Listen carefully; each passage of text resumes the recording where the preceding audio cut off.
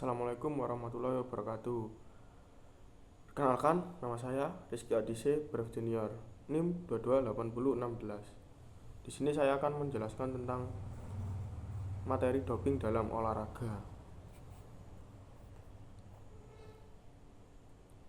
Definisi doping. Doping berasal dari bahasa Belanda, dop yang artinya saus kental, berupa campuran tembakau dengan biji datura stramonium yang digunakan oleh perampok untuk membuat korbannya.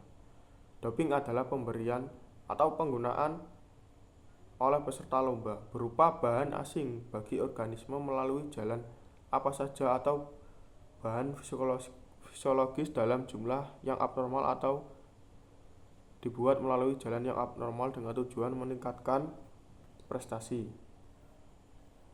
Dikutip dari American College of Medical Toxicology, praktik doping oleh para atlet sudah ada sejak beberapa abad yang lalu. Dulu meningkatkan performa atlet bisa dilakukan melalui diet khusus dan konsumsi tanaman jenis tertentu yang dianggap dapat meningkatkan kekuatan fisik. Namun, baru-baru ini praktik doping mendapatkan perhatian khusus dalam dunia olahraga karena menggunakan obat-obatan tertentu yang dapat meningkatkan performa atlet. Pada tahun 1904, doping pertama kali ditemukan di Olimpiade pada pelari.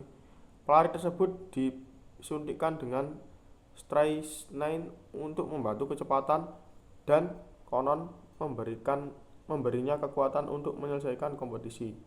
Mengapa dilarang? Pertama, melanggar etika olahraga dan medis, bertentangan dengan semangat olahraga. Ketiga, ancaman terhadap sportivitas dan kejujuran, fair play. Keempat, ancaman terhadap kesehatan atlet. 5. Untuk melindungi hak fundamental olahragawan dalam berpartisipasi olahraga yang bebas doping sehingga olahraga yang meningkatkan derajat. Kelima, kesehatan, keadilan, dan kesetaraan. Tujuan pengawasan doping. Yang pertama, mencegah penggunaan dan penyalahgunaan doping oleh olahragawan.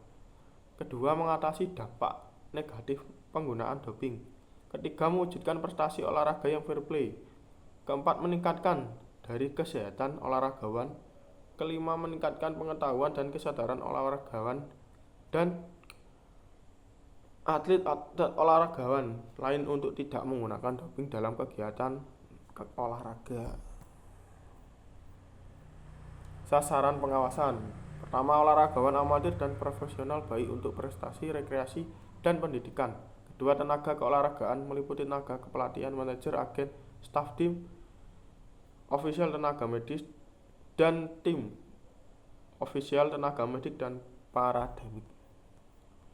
Alasan penggunaan doping. Pertama, aspek psikososial. Setiap individu memiliki potensi melakukan pelanggaran, ditambah lagi apabila lingkungan memberikan kesempatan untuk melakukan pelanggaran tersebut.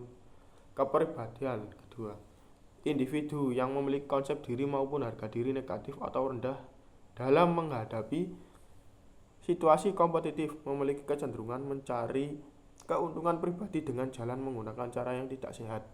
Salah satunya adalah menggunakan doping. Ketiga, nilai sosial kemenangan dalam setiap kompetisi, yaitu kemenangan prestasi berupa medali terkadang menjadi satu-satunya idaman individu atau tanpa mempertimbangkan hal-hal lain sehingga memungkinkan menghalalkan segala cara termasuk doping. Alasan penggunaan doping. Lingkungan masyarakat juga merupakan stresor yang cukup berarti.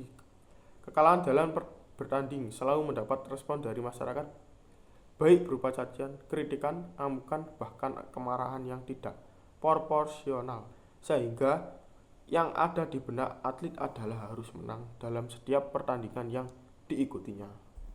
Kedua, kurangnya informasi tentang bahaya penggunaan doping bagi diri sendiri.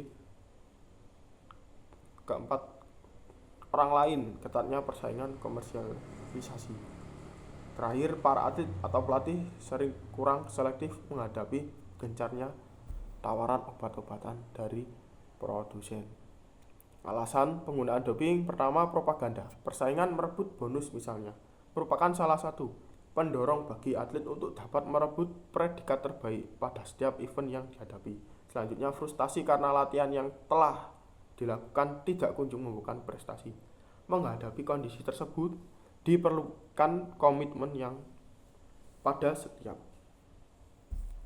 Selanjutnya, insan yang berkecimpungan dalam olahraga untuk mendapatkan sportivitas dengan cara memberikan perlindungan bagi atlet dari bahayanya obat-obatan. Jenis doping, morfin, berpengaruh terhadap SSB sistem syaraf pusat.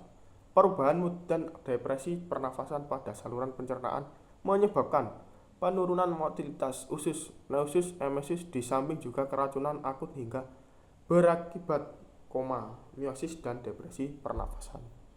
Jenis doping, anabolik steroid, yaitu menyebabkan wanita bersifat maskulin, gangguan pertumbuhan dan perkembangan, seks dan tulang, edem, ikterus, kanker hati, hipotensi, dan peningkatan suhu tubuh.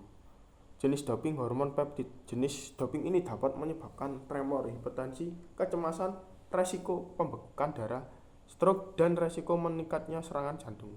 Beta blocker. Jenis doping ini digunakan untuk menurunkan tingkat denyut jantung. Biasanya digunakan untuk nomor panahan atau penembak.